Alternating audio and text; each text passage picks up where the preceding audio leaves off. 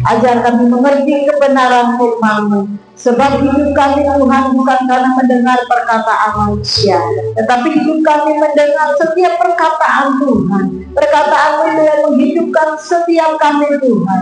Firman Tuhan itu memerdekakan setiap kami. Firman Tuhan itu mengubahkan setiap kami, membebaskan setiap kami Tuhan, dan membawa kami hidup di dalam segala kelimpahan Tuhan. Terima kasih Bapa di surga. Kami mengucap syukur, kami mempersilakan Engkau Roh Kudus berbicara kepada kami Tuhan. Pribadi lepas pribadi, Engkau yang berurusan dengan setiap kami. Terima kasih Tuhan, kuasa darah Yesus yang sudah menguduskan setiap kami.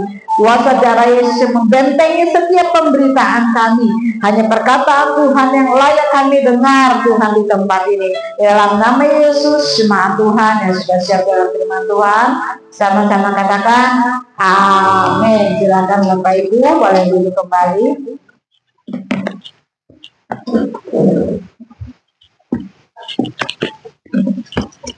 Kita percaya bahwa sepanjang minggu ini penyertaan Tuhan sempurna atas kita, amin. Puji nama Tuhan. Adakah yang tidak memiliki persoalan sepanjang minggu ini? Oh, bermasalah semua. Haleluya. Tetapi apapun persoalan yang terjadi dalam kehidupan kita, kita percaya bahwa setiap kita ada di dalam pemeliharaan tangan Tuhan. Amin. Walaupun Nirina liburan, tapi Panos tetap dipelihara Tuhan di sini. Haleluya. 2 minggu Panos sendiri sudah ya. Semangat terus. Bukan PLC ya. Puji nama Tuhan. Kita mendapatkan satu tema yang diberikan oleh GPI Pusat yang akan kita pelajari sama-sama. Bapak Ibu belajar, saya juga belajar. Kita sama-sama mau dengarkan apa yang pesan Tuhan yang mau sampaikan kepada kita. Mari kita buka di Kolose 3. Kolose 8 apa 3 ya? Soalnya yang saya siapkan itu Filipi. Ketutup ini tulisannya. Oke. Sebagai ayat pengantar kita mau baca sama-sama di Kolose 3 ayat 1 sampai 4. Kolose.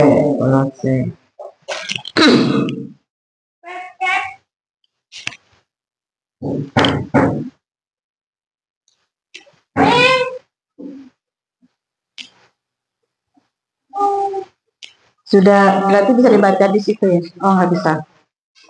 Oke. Sudah dapat semua? Katakan yes. Oke. Kita baca Kolose 3 ayat 1 sampai 4. 1, 2, 3. Karena itu kalau kamu dibangkitkan bersama dengan Kristus, carilah perkara yang di atas, di mana Kristus ada duduk di sebelah kanan Allah. Saya mengajak kita untuk baca bersama-sama dengan bersuara. Kita baca, kita tunggu Pak Gembala lagi membuka.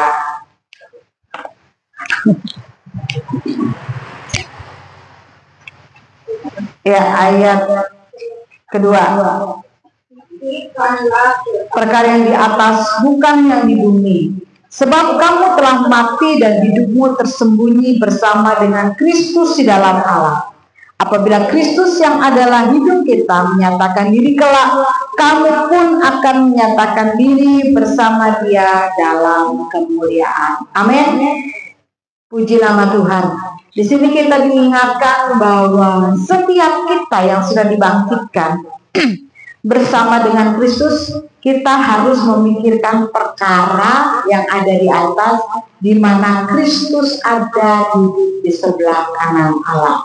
Nah, kalau Bapak Ibu suka berinteraksi dengan media sosial seperti TikTok atau IG, itu kadang-kadang ada hamba Tuhan yang bilang seperti ini. Kalau misalnya, kan ayat ini jelas menyatakan bahwa apabila ya di dalam ayat 1 dikatakan di mana Kristus ada duduk di sebelah kanan Allah. Jadi ada betul iseng aja sebenarnya dia, tetapi itu boleh menjadi pemikiran kita bersama-sama.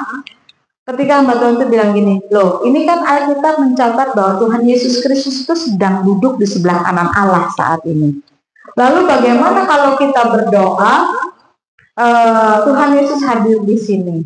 Nah, mungkin bagi sebagian orang-orang Kristen atau mungkin bagi kita juga pernyataan ini membingungkan. Iya ya, kan Bapak sendiri sudah bilang dan Alkitab sendiri mencatat bahwa Tuhan Yesus itu posisinya ada di surga di sebelah kanan Allah Bapa.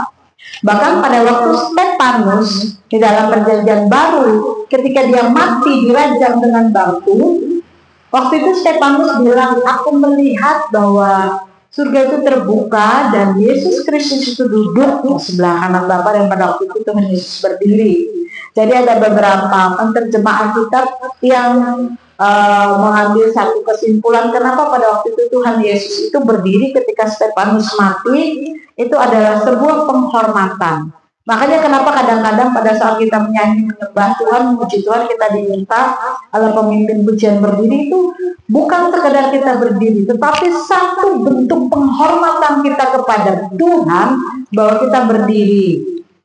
Itu menyatakan satu penghormatan. Nah, ketika peristiwa Stefanus itu mati, Tuhan Yesus itu berdiri, posisinya ada di surga dan Stefanus mengatakan itu dicatat di dalam Kisah Rasul. Tuhan Yesus berdiri. Kembali ke pertanyaan tadi, lalu kalau kita berdoa, Tuhan Yesus engkau hadir di sini, apakah Tuhan Yesusnya ujuk-ujuk datang? Ada satu pribadi yang menyatakan pribadi Tuhan Yesus, yaitu Roh Kudus. Karena Tuhan Yesus bilang, ketika aku pergi kepada Bapa, aku akan minta seorang penolong. Penolong, namanya penolong itu, kalau kita manusia menolong itu cuma kadang-kadang, karena keterbatasan kita. Tetapi Tuhan sudah menyediakan penolong yang full time 1 kali 24 jam, yaitu Roh Kudus.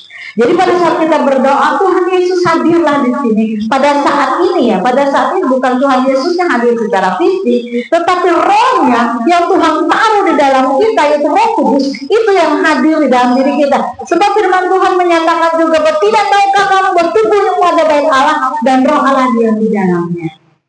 Artinya Roh Kudus yang hadir bersama-sama dengan kita. Amin.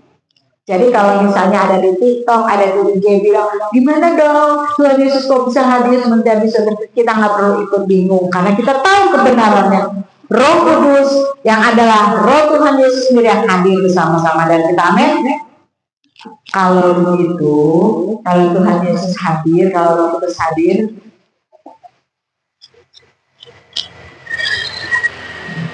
berarti kita pun harus memadamkan diri kita dengan hal-hal yang sekiranya tidak membuat Roh Kudus itu berduka atau malu. Dalam hal ini kita mau belajar bagaimana menyesuaikan pikiran-pikiran kita dengan pikiran Kristus. Bapak Ibu Saudara boleh bayangkan kalau misalnya saat ini ada Roh Kudus, kemudian saya memikirkan satu perkara jahat dalam otak saya. Apakah Roh Kudus nggak tahu? Tahu dong. Malu nggak kita kalau kita memikirkan perkara-perkara jahat? Di dalam keterbatasan tubuh kita manusia, memang pikiran-pikiran jahat itu sering mampir. Itu dalam satu buku, saya lupa apakah itu tulisan Kenneth Hagin atau siapa, itu dikatakan bahwa kita ini terpolusi. Di sekeliling kita ini ada polusi udara, demikian otak kita juga terpolusi. Terpolusinya apa? Misalnya tadi kayak lihat TikTok, kayak lihat FB, itu semua punya hal-hal yang negatif. Kalau kita melihat dari sisi negatif, kemudian itu kalau kita misalnya baca hal-hal yang tidak baik, contohnya adalah peristiwa yang lagi ngetren sekarang Ridwan Kamil dan Lisa. Bapak Ibu pasti tahu seperti apa. Itu paling tidak itu sudah terekam dalam diri kita. Itu ada satu pencitraan tuh begini, orang yang kelihatannya baik, orang yang kelihatannya setia, ternyata melakukan hal yang tidak baik, itu pasti terekam. Nah, tetapi persoalannya apakah lalu kita habis-habisan memikirkan hal itu? Kan nggak perlu, itu kita anggap saja sebagai informasi. Kita yang menjaga otak dan pikiran kita untuk tidak terus-terusan memikirkan hal itu. Polusi itu pasti terjadi, tidak mungkin tidak. Karena kita hidup di dalam dunia dan tubuh kita bersentuhan dengan lingkungan kita. Tetapi sekali lagi, kita punya kendali atas otak kita. Kita yang bisa memutuskan, oh ini yang harus dipikirkan, ini yang tidak. Dan Alkitab sudah mengajarkan kita, pikirkanlah perkara-perkara yang di atas. Ciri-ciri yang sesuai dengan pikiran Kristus itu seperti apa? Karena kita beriman kepadanya, kita belajar untuk memiliki pikiran Kristus. Pikiran Kristus adalah pola dan model yang kita ikuti. Yang pertama, kita buka di Filipi 4 ayat 8. Seperti apa pikiran Kristus itu? Filipi 4 ayat 8. Sekali lagi kita mau baca sama-sama ya. Dapat? Filipi 4 ayat 8. 1, 2, 3. Jadi akhirnya, saudara-saudara, semua yang benar, semua yang mulia, semua yang adil, semua yang suci, semua yang manis, semua yang sedap didengar, semua yang disebut kebajikan dan patut dipuji, pikirkanlah semuanya itu. Berarti apa? Hal-hal yang kudus, hal-hal yang adil, hal-hal yang mulia, yang sedap didengar. Pikirkanlah hal-hal yang demikian. Yang sedap didengar itu seperti apa? Gampang. Pada saat kita, misalnya contoh mau marahin JJ, contoh yang paling gampang kelihatan. Saya bisa memutuskan untuk memaki-maki JJ, memarah-marahin dia, dengan perkataan-perkataan yang kasar bahkan tidak baik. Tetapi saya memilih untuk memperkatakan di dalam otak saya, aduh pintarnya kamu jangan terlalu main air gitulah. Airnya nyembur-nyembur ya. Ketawa. Perkataan yang saya ucapkan, yang saya pikirkan pada saat ini adalah mengingatkan dia bahwa, anak pintar tuh jangan terlalu banyak main air kecebur. Perkataan yang kelihatannya sederhana, saya nggak bilang dia nakal, saya bilang dia pintar. Sederhana sekali. Dan kadang-kadang hal-hal yang seperti ini itu akan, yang kalau kita masukkan hal-hal yang baik ke dalam otak kita, paling gampang itu apa? Firman Tuhan. Firman Tuhan bilang apa? Itu aja yang kita ingat terus. Memang seperti saya sampaikan tadi bahwa di dalam perjalanan kita sehari-hari, kita menerima polusi. Ada perkataan-perkataan tidak baik, ada perkataan-perkataan yang tidak mengenakan. Tetapi sekali lagi kita punya kendali atas otak kita. Nah, cara kita mengendalikan itu tidak ada jalan lain, tidak ada jurus lain. Isi otak kita banyak-banyak dengan firman Tuhan. Kalau misalnya membaca seperti ini memang terbatas. Gunakan lagu-lagu rohani. Beberapa kali juga saya sudah share bagaimana lagu-lagu rohani itu membentuk otak kita. Itu setiap perkataan lagu itu sebenarnya adalah firman Tuhan yang diberi musik. Nah, itu yang akan terekam terus. Lebih mudah merekam lagu-lagu daripada kita membaca ayat firman Tuhan, karena lebih enak kita dengar dan itu lebih lengket gitu. Contohnya yang paling gampang apa? Ku menang bersama Yesus Tuhan. Ada saat-saat kita menjadi lemah, ada saat-saat kita menjadi khawatir. Nah, saya juga sudah sering share kan bahwa pada saat saya atau ada di kendaraan, di perjalanan, itu justru ada waktu-waktu saya menikmati waktu saya bersama dengan Tuhan. Nggak ada orang yang bisa protes bagaimana cara saya berdoa, bagaimana saya ngobrol dengan Tuhan. Tetapi banyak kali hikmat atau apapun itu saya terima ketika saya ngobrol bangun seperti itu. Karena itu carilah, temukanlah bagaimana cara yang paling enak untuk berkomunikasi dengan Tuhan selain jam-jam doa yang sudah disepakati bersama atau yang menjadi ketentuan buat kita. Kalau kita berbicara di dalam sistem, kita sudah terserap ke dalam sistem itu, mau tidak mau kita harus ada di dalam sistem itu dan kita mengikutinya karena itu adalah kesepakatan dan komitmen. Tetapi untuk hubungan pribadi kita dengan Tuhan, mari masing-masing kita membentuk seperti apa hubunganku dengan Tuhan. Setiap orang berbeda. Ada suatu kesaksian orang Cina. Orang Cina ini dia baru pindah agama dari agama lama ke Kristen dan dia tidak bisa berdoa, dia tidak bisa menyembah, tetapi hatinya adalah kepada Kristus. Jadi setiap kali dia bangun tidur, kesaksiannya dia cuma bilang begini, Tuhan Yesus ini Owe. Owe kan saya, dalam bahasa Cinanya dia pakai. Selalu seperti itu, Tuhan Yesus ini Owe, Tuhan Yesus ini Owe. Doanya nggak panjang-panjang karena dia memang tidak tahu bagaimana berdoa. Nah, suatu saat dia sakit, dia nggak bisa bilang lagi Tuhan Yesus ini Owe karena dia dalam kondisi kritis pada waktu itu. Nah, pada saat dia sakit, dia sudah nggak bisa bilang lagi Tuhan Yesus ini Owe. Tiba-tiba dia cerita bahwa Tuhan Yesus datang ke dia.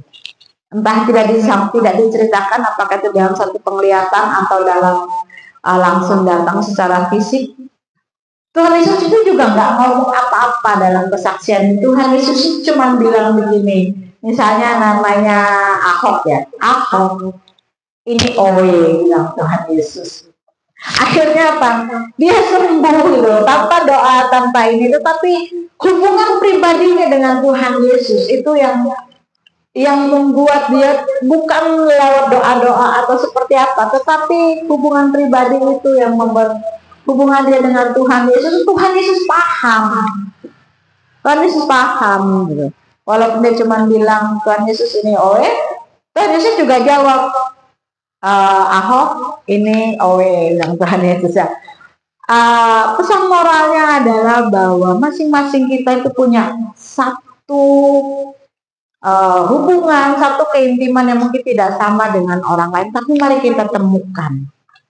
Mari kita temukan masing-masing seperti apa. Ya, kemudian lanjutnya tadi bahwa bagaimana kita harus memikirkan perkara-perkara yang mulia dan kudus. Yang selanjutnya kita pikirkan adalah hal yang mulia, bukan sebaliknya.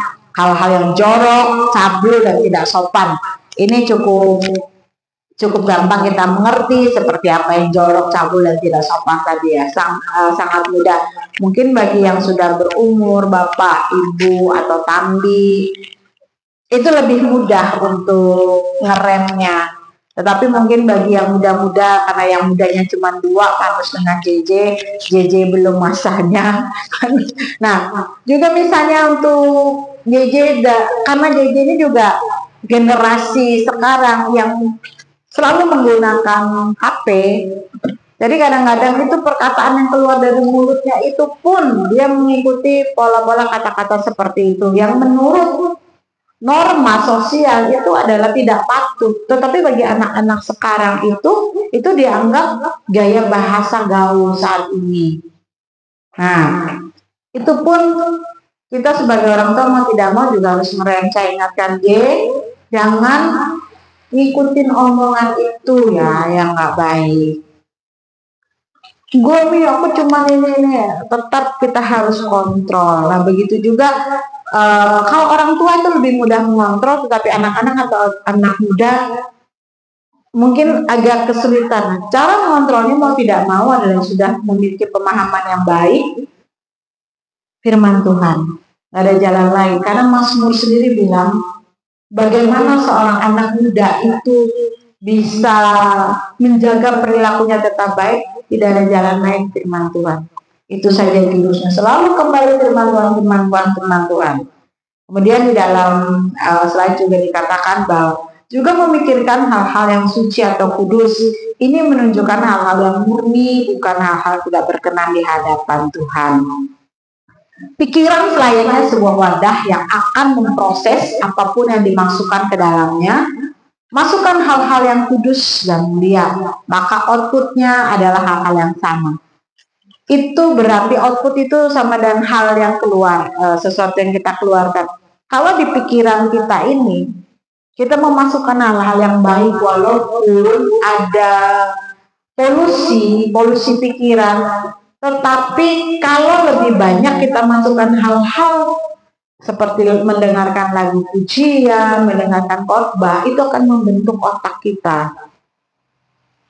Maka yang keluar itu pun hal-hal yang baik itu. Bagaimanapun seperti saya sampaikan, saya sharekan bahwa sebagai orang media, kami di rumah itu lebih banyak memutar TV itu berita, mulai dari buka TV sampai mau matikan, itu ada beberapa channel yang kami hampir selalu setiap hari kami dengar, CNN, iNews dengan Metro, kemudian TV One. Itu semua berbicara tentang berita. Kecuali ketika JJ datang jadi Upin Ipin langsung. Malah mau. Nah, dari banyak berita yang sekian itu,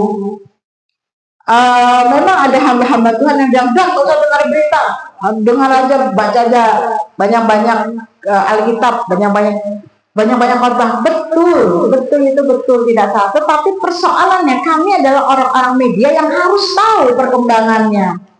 Tetapi kan saya juga punya kuasa atau saya punya kendali. Mana yang bisa saya ambil untuk otak saya untuk berkaitan dengan pekerjaan, mana yang harus saya buang dari otak saya dan tidak perlu saya terus-terusan pikirkan itu. Contoh lagi kembali ke Ridwan Kamil ya, lagi ngetren saat ini. Ya sudah, sekedar tahu. Kadang-kadang teman-teman di kantor juga membahas itu gitu loh. Ketika kami membahas itu, misalnya, oh ternyata begini ya. Kebetulan di ruangan saya itu pada jam kerja saya satu-satunya perempuan. Yang lainnya semua laki-laki karena jumlah kami terbatas. Total semuanya perempuan yang ada di kantor itu dari semua bidang itu hanya 3 orang. Satu di CBI, satu di redaksi, ada 4, satu di lapangan, satu di produksi, hanya 4 orang dari sekian puluh itu. Dan saya seringkali jadi bahan bulian sama teman-teman itu, apalagi peristiwa seperti itu. Tetapi saya punya kontrol atau kendali untuk tidak meneruskan, misalnya bulian itu sudah terjadi, kontrol tetap ada di kita. Bukan sambil marah-marah misalnya kita melarang orang bicara, tetapi kita bisa mengarahkan percakapan itu ke hal yang tidak perlu membuat kita berdosa. Amin. Bapak, Ibu, Saudara, saya punya kendali. Beberapa waktu dulu juga saya sudah sharekan bagaimana ketika otak saya ini ngomong dalam otak saya, dalam hati saya merasa terjun bebas Tuhan. Ternyata pada saat itu saya sedang membuka pintu untuk iblis, untuk kuasa jahat, mengambil keuntungan, membuat saya stres. Puji Tuhannya, perlindungan Tuhan itu tetap nyata. Saya diingatkan lewat rekan yang lain bahwa saya sudah buat kesalahan dan saya minta ampun. Hati-hati dengan pikiran kita. Lebih baik kita memikirkan perkara-perkara yang manis, yang mulia, yang sedap didengar. Pikirkanlah semuanya itu. Amin. Kemudian yang kedua, kita akan belajar bagaimana kita menjaga pikiran kita itu seperti pikiran Kristus. Kita buka di Matius 17 ayat 20.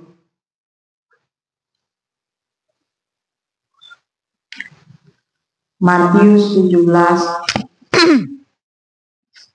ayat 20. Itu sama dengan Markus 9 ayat 23 peristiwanya. Ya, kita mau baca sama-sama di Matius 17 ayat 20. Ia berkata kepada mereka, karena kamu kurang percaya, sebab aku berkata kepadamu, sesungguhnya sekiranya kamu mempunyai iman sebesar biji sesawi saja, Kamu dapat berkata kepada gunung ini, pindah dari tempat ini ke sana, maka gunung ini akan pindah dan tak akan ada yang mustahil bagimu. Peristiwa ini adalah peristiwa ketika ada seorang anak muda yang sakit ayam dan bagaimana orang tuanya itu membawa anak ini ke Tuhan Yesus, tetapi murid-muridnya tidak dapat menyembuhkannya. Nah, pada waktu Tuhan Yesus bersama-sama dengan muridnya, mereka tanya, Tuhan Yesus, kenapa sih anak ini kok tidak bisa disembuhkan? Tuhan Yesus bilang, ada yang jenis ini, bisanya diusir dengan doa dan puasa. Kalau Bapak Ibu belajar tentang peperangan rohani, memang ada tingkat-tingkat di dalam peperangan rohani yang akan kita hadapi. Itu biasanya berkaitan juga dengan tingkat-tingkat ikatan roh jahat di dalam diri seseorang. Jadi ada yang gampang diusir, ada yang tidak. Tergantung bagaimana keterikatannya dia. Ada satu kesaksian bahwa semakin orang itu menyerahkan dirinya kepada kuasa jahat, kepada kuasa setan, maka hamba Tuhan pun yang melayani juga tingkatannya harus bukan tingkatan. Proses pelepasannya itu pun bertahap. Ada yang langsung hilang, ada yang bertahap. Pengalaman kami dulu, kami harus berdoa bagi orang itu saat pernah satu kejadian di rumah sakit Doris. Ketika saya dengan teman-teman tim, orang itu sudah secara fisik dia otaknya itu kena malaria, secara jiwa dia merasa dia ditinggalkan oleh orang tuanya dan dia sendirian. Secara roh dia terikat dengan roh jahat. Kalau yang lain misalnya didoakan 1-2 jam selesai, ini kami harus 1 hari 1 malam menunggunya. Tanya nanya dulu ke Tuhan, Tuhan ini doanya gimana ini? Ternyata Roh Kudus jawab, tunggu sampai subuh. Bayangkan Bapak Ibu, kami semua adalah pekerja, pulang kerja kami disuruh dulu aja nungguin di rumah sakit. Sampai ketika Roh Kudus bilang, sekarang doanya. Itu kami nunggu semalaman, sampai jam 4 pagi, baru dia terlepas.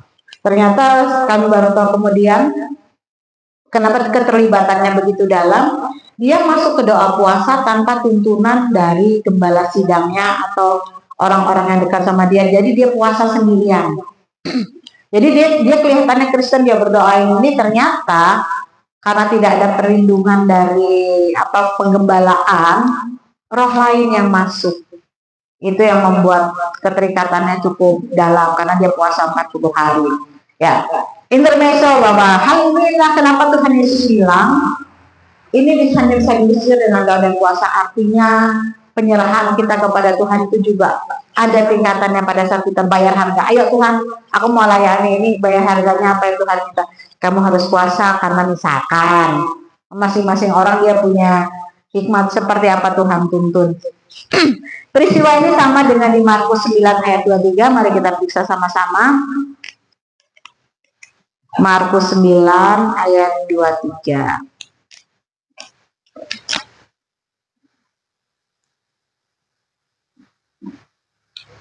Demikian firman Tuhan. Jawab Yesus, katamu jika engkau dapat, tidak ada yang mustahil bagi orang yang percaya.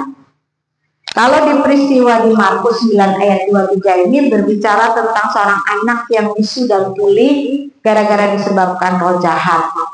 Sekedar pengetahuan untuk kita, ada sakit yang disebabkan oleh secara fisik kita sakit, ada yang disebabkan oleh roh jahat, ada yang memang karena misalnya sakit disebabkan orang-orang lain. Contoh yang disebabkan orang lain, kita ditabrak, jatuh dengan orang lain. Tetapi karena kalau kelalaian kita sendiri adalah misalnya saya terlalu banyak makan lombok, seperti pada waktu itu kita makan saya diare 2 hari, itu karena kesalahan sendiri. Tetapi Tuhan Yesus kasih contoh ada yang disebabkan oleh roh jahat.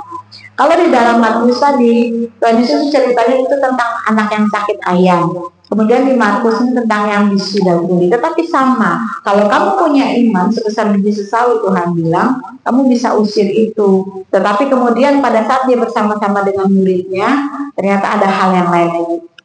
Jenis ini tidak bisa diusir kecuali dengan berdoa dan berpuasa. Tapi nanti itu tentang peperangan rohani, biar Pak Gembala akan menjelaskan secara itu. Tingkat-tingkat rohani. Ya. Kemudian kita lanjut di slide berikutnya. Meski demikian, keadaan tidak ada yang mustahil atau artinya serba mungkin ini tentu saja yang tidak bertentangan dengan kehendak Tuhan. Karena itu yang terpenting apa? Carilah kehendak Tuhan, hiduplah di dalam kehendaknya itu, dan alami bahwa hal-hal yang mustahil diubahnya menjadi mungkin di dalam kehidupan kita. Ketika mempersiapkan firman ini, saya juga diingatkan karena kami di dalam keluarga juga menghadapi perkara-perkara yang ya lumayan lah ya untuk dipikirkan. Ternyata Tuhan juga ingatkan, percaya sama Tuhan. Gampang kalau tidak ada persoalan itu ngomong Tuhan Yesus aku percaya itu gampang. Tapi ketika kita diperhadapkan dengan persoalan itu mikir, aduh Tuhan gimana, aduh Tuhan gimana, itu pasti ada. Karena memang kita ini masih di dalam tubuh daging yang punya kelemahan. Tetapi sekali lagi bahwa kontrol itu ada di dalam otak kita. Kita yang menguasai otak kita, jangan ketika hal-hal yang tidak percaya itu muncul, lakukan sesuatu yang membuat iman kita bertumbuh. Apa? Cari khotbah yang mendukung. Suatu saat, beberapa waktu ini barusan saja, ketika bangun tidur, saya itu diingatkan tentang deklarasi firman Tuhan, deklarasi firman Tuhan. Ya saya nggak perlu teriak-teriak, nanti dia ribut lagi kalau saya teriak deklarasi. Tapi saya mau memperkatakan firman Tuhan itu, misalnya dalam nama Tuhan Yesus pagi ini, aku merebut setiap berkat yang ada. Nah, waktu itu saya belum tahu kenapa saya harus deklarasi. Saya mengerti tentang deklarasi, tetapi juga lama saya tidak lakukan itu. Tetapi pada waktu saya bangun, kok tiba-tiba saya selalu diingatkan beberapa hari tentang deklarasi firman. Sampai saya nggak sengaja lagi dengar khotbah. Khotbahnya itu tentang peristiwa Ayub. Ketika Ayub ada di dalam bukan pengadilan, di dalam ketika Tuhan datang ke iblis datang kepada Tuhan minta untuk mencobai Ayub. Tiba-tiba saya diingatkan peristiwa itu. Ternyata itu dalam khotbah yang saya dengar, ketika itu saya dengar itu nggak sengaja terscroll itu Iin Cipto tentang dia sebut itu sebagai sidang ilahi. Nah, dari situ saya dapatkan sesuatu ketika saya dengar, oh saya mengerti kenapa saya harus deklarasi. Saya dapatkan satu bahwa Tuhan Yesus itu kan dia adalah pembela kita. Tetapi ada kalanya ketika kita dalam posisi seperti Ayub, kita ini dituduh. Segala sesuatu memang terjadi oleh kehendak Bapa, tetapi di zaman kasih karunia, di zaman Roh Kudus, satu perkara yang tidak boleh kita lupakan adalah kita punya imam besar agung yaitu Tuhan Yesus sendiri. Pada waktu itu di dalam peristiwanya Ayub, Tuhan Yesus itu belum diteguhkan sebagai imam besar agung seperti setelah perjanjian baru ketika dia mati, kemudian bangkit dan naik ke surga. Kita mengenali dalam ibadah bahwa Tuhan Yesus itu imam besar agung. Peristiwa itu yang membuat saya teringat, iya ya Tuhan ya. Jadi ternyata saya dapatkan satu gambaran bahwa saya itu sedang dituduh. Saya sedang dituduh seperti itu dan saya harus deklarasikan. Apa yang harus saya deklarasikan? Saya bilang bahwa Tuhan Yesus itu sudah menebus aku. Dia imam besar agungku. Mau iblis mau ngomong apapun, mau mencuri berkat seperti apapun, sudah Tuhan Yesus yang membela aku di hadapan Bapa. Aku layak dan kudus. Bukan karena kebaikan saya, bukan karena kebaikan kita, tetapi karena pengorbanan Tuhan Yesus. Amin. Kita bersyukur bahwa setiap bulan kita punya kesempatan untuk memperingati peristiwa kematian dan kebangkitan Kristus melalui perjamuan kudus. Itu yang membuat, oh iya ya Tuhan. Dalam satu minggu itu saya selalu teringat, kenapa peristiwa Ayub ini, apa yang terjadi sama saya. Ternyata saya sedang dalam tuduhan pada waktu itu. Saya merasa saya harus deklarasikan, saya deklarasikan. Iblis mau kamu ngomong apa, mau kamu curi seperti apa, ingat Tuhan Yesus sudah menjadi pembela aku yang agung, bukan karena aku baik, tetapi Bapa sudah siapkan dia yang menjadi pembelaku. Itu saya deklarasikan selama 1 minggu itu.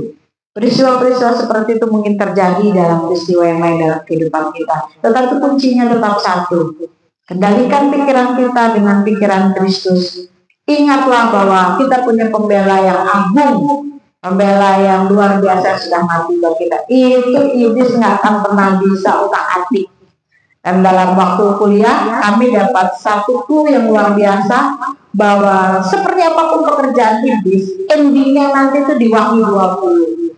Ketika Yesus Kristus datang sebagai Tuhan dan Raja, dia menghancurkan semua pekerjaan iblis. Jadi kalau misalnya lagi asal ribut-ribut sama iblis, saya bilang aja, ingat Wahyu 20. Yesus Kristus akan datang menghancurkan setiap pekerjaan iblis. Pekerjaan iblis seperti apa yang mungkin ditimpakan kepada kita?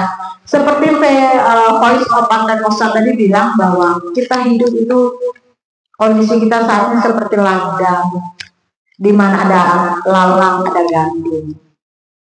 Dan kita tidak mungkin menghancurkan, bukan kita ya, lalang itu dibiarkan sampai nanti ketika Tuhan Yesus sendiri yang datang. Karena itu juga mengingatkan kita bahwa pekerjaan iblis mungkin saat ini tetap ada di sekitar kita. Tetapi yang membedakannya, kita punya satu pengertian, kita punya satu iman, dan kita tahu persis setiap pekerjaan iblis dihancurkan oleh Tuhan Yesus. Amin. Nanti pada waktu penggenapan terjadi di Wahyu 20, yang bisa kita lakukan sekarang adalah Tuhan Yesus Kristus pembela kita. Jadi semua apapun pembela kita yang hadapi, dan di hadapan Bapa kita benar dan kudus, bukan karena kebenaran kita sendiri, tapi karena Tuhan yang menjadikan kita demikian. Karena itu masing-masing kita harus mengisi pikiran-pikiran kita dengan Kristus. Cari kehendak Tuhan. Cari kehendak Tuhan itu gampang. Bacaan kita apa jalan? Nggak ada jalan lain. Hanya itu. Kemudian yang ketiga juga kita diingatkan bahwa di Filipi 2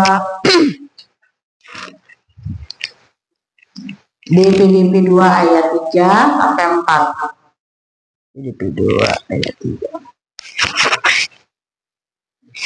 Filipi 2 ayat 3 sampai 4. PRT bisa baca lah PRT. Cari pinjaman. Filipi 2 ayat 3 sampai 4. Saya udah panas saja yang baca.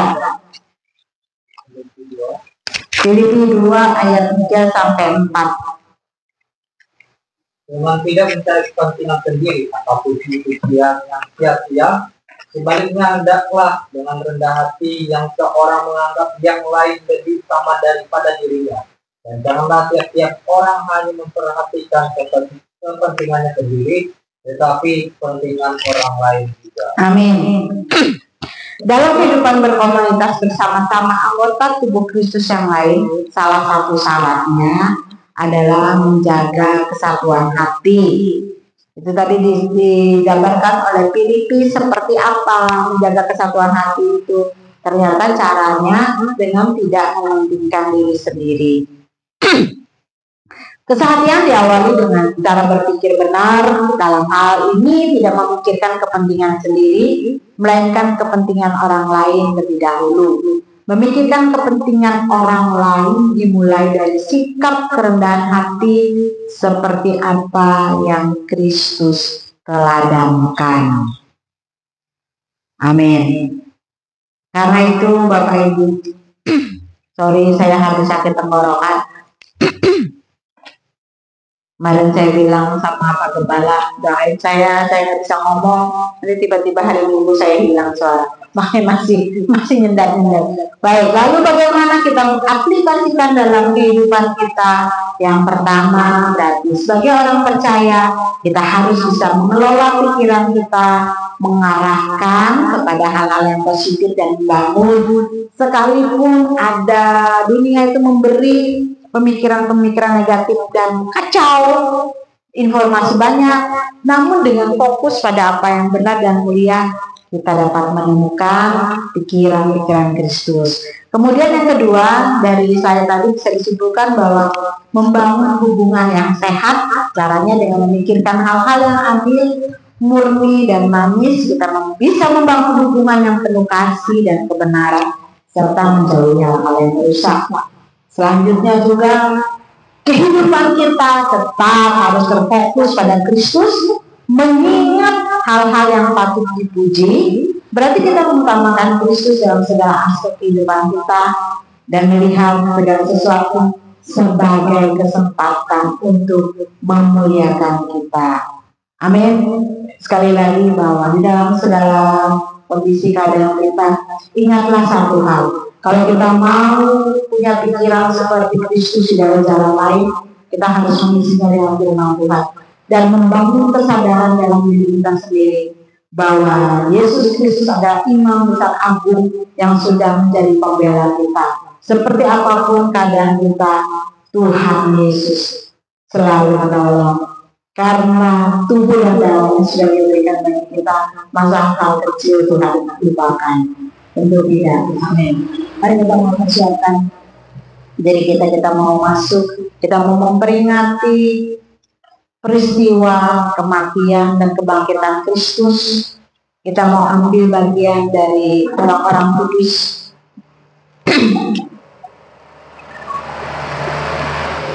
Kita mau menikmati perjamuan kudus bersama dengan Tuhan.